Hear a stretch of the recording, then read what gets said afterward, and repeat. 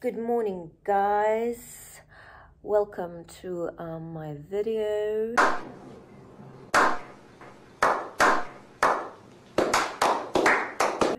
And say hello to my crusty morning hair. But you know, it's a look. It's definitely like a look that I'm going for. And today I'm going to discuss, I actually want to bring up a topic of quitting Instagram nearly a year ago and my experience with it. So I used to have an Instagram account like many other people on this planet. I used to watch other people have Instagram. I used to be obsessed with reels. Like each evening I would spend about like 40 minutes just like looking at random reels. I used to post things as well. I used to post outfits that I wore, like things that I ate. I used to post things about mythology and psychology because I did do a master's in psychology, and I used to be fascinated with the subconscious and the collective subconscious and the mythological characters in ancient Egypt, ancient Greece, and especially female characters. So sometimes now and then I used to post these things about the characters that I liked, and I used to talk about them and discuss them.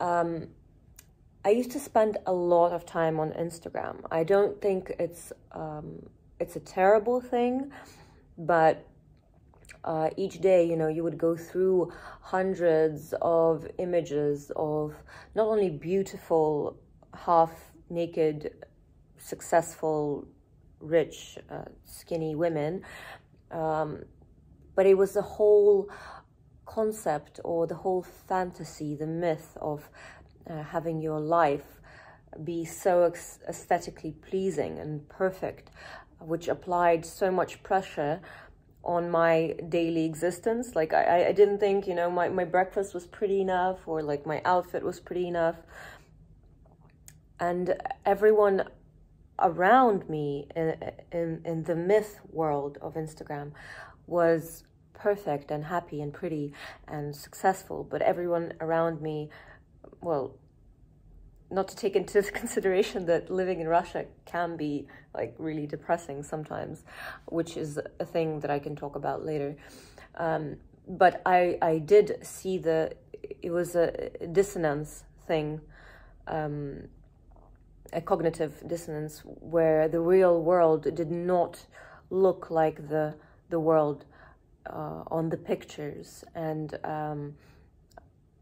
I mean, I felt happy for the people that I looked at, you know, that they had their life so beautiful and so pretty.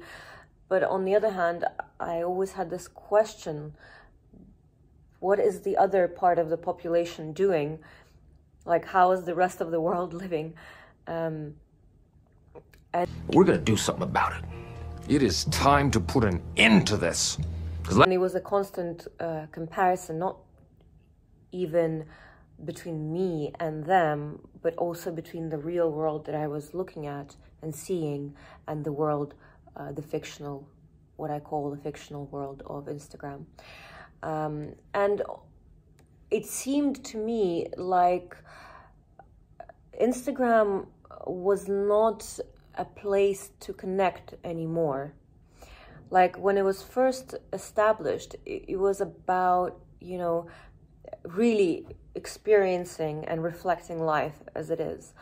But for me, it became just a big marketplace where each post that you saw, a person was either monetizing something, selling something, either a thing or like a lifestyle. It was just a huge kind of a market, an online shopping thing where people were selling ideas, items, things. And I felt like it was just like, as for a girl or like a woman, it was quite disturbing to always be bombarded with things that, you know, you had to buy to achieve a certain idea of like womanhood or happiness or success, and certain items of material wealth that would connect you to other people, you know, to their level. Really pretty. Thank you. So you agree? What? I just felt that really, you know, it applied a great deal of pressure. So since I quit, I decided to just go off it. I don't go on it anymore. I have an account, but I don't, I have an account because I don't want to delete all the things that I posted before, and maybe one day I can come back to it and reminisce and look at how aesthetic I was, you know. But I do like documenting my life. Like, I think obviously there is a sense of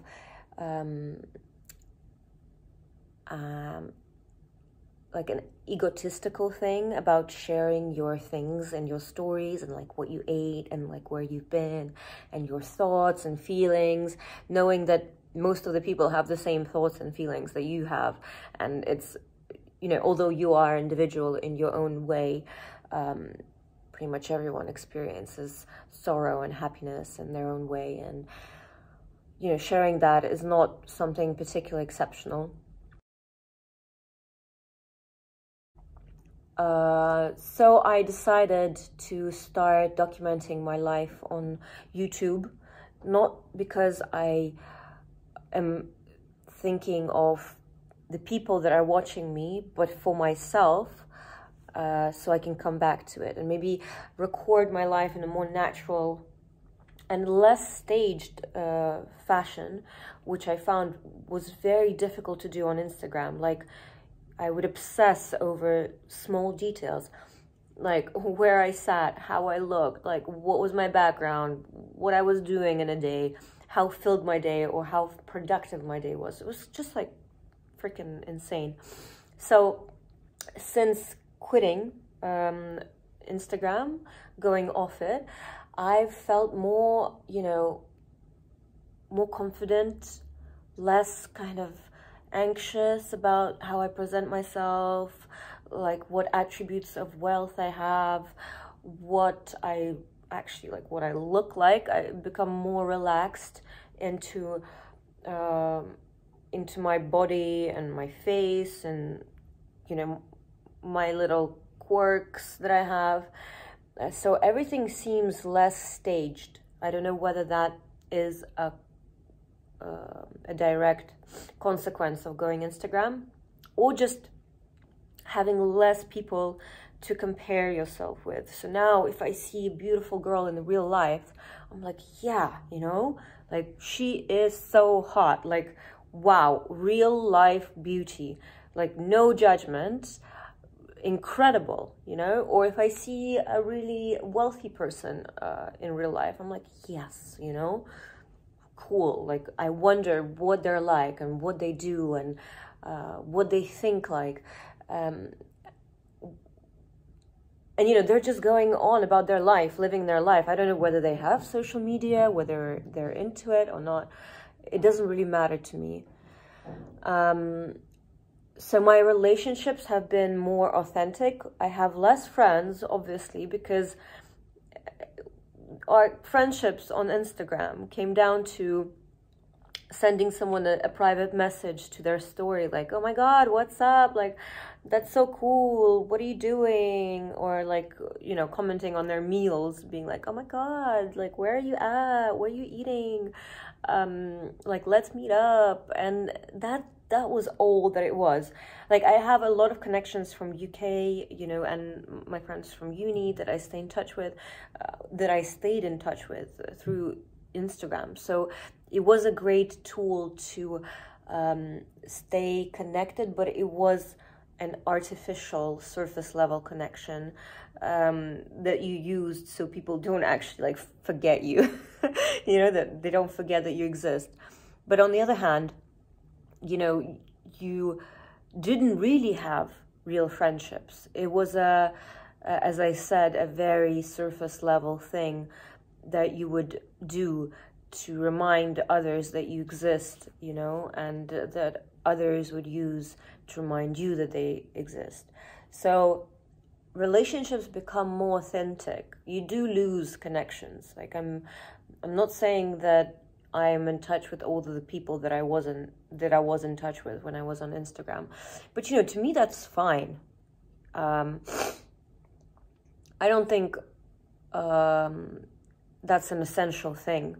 You have your real life relationships that you can work at, like your family, your mother, your father, your siblings, if you have any siblings. And I found I have a lot of free time, but it's another problem because you don't confront the vast amount of time that you have, but that you use for social media. So when you are left without the time-consuming scrolling and the time-consuming kind of otherworldly thoughts that you have about how others are living their life and what you need to buy and how you need to upgrade, you are left with this time that you had no idea what you're going to do with, and that's really frightening because you feel very unproductive suddenly. You feel like, what am I gonna do with all the resources that I have freed up? So, you gotta think about it. Like, what am I gonna do with my free time? How am I gonna use the time that I have in a productive way so that I don't feel, totally useless and lazy? It's a very actually big question. Why we fill up our days with things that we don't need in order to escape confronting the things that we actually need to do. And that's very interesting. So when I was suddenly free from quitting Instagram, I kind of had to confront like what it is to be like pretty and what are the standards for me at my age, and what things I didn't do, like what books I didn't read, and like what documentaries I didn't see, and what I didn't do with my life that I should have done. It's a very, very existential thing. So maybe just try going off Instagram, or maybe don't, but just, have a listen about my experience and think about the void that you filled up with the social media that you had. It's a very interesting question. And also, I would ask yourself the question of comparing yourself to others. What does it bring into your life? Is it positive? Is it negative? Is it toxic? And what you actually want to achieve by comparing yourself to others, and what you feel when you compare yourself to others on social media.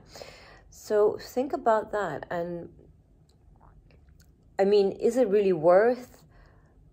is it the real womanhood of being on Instagram, or is it something constructed to sell us feelings, experiences, material things?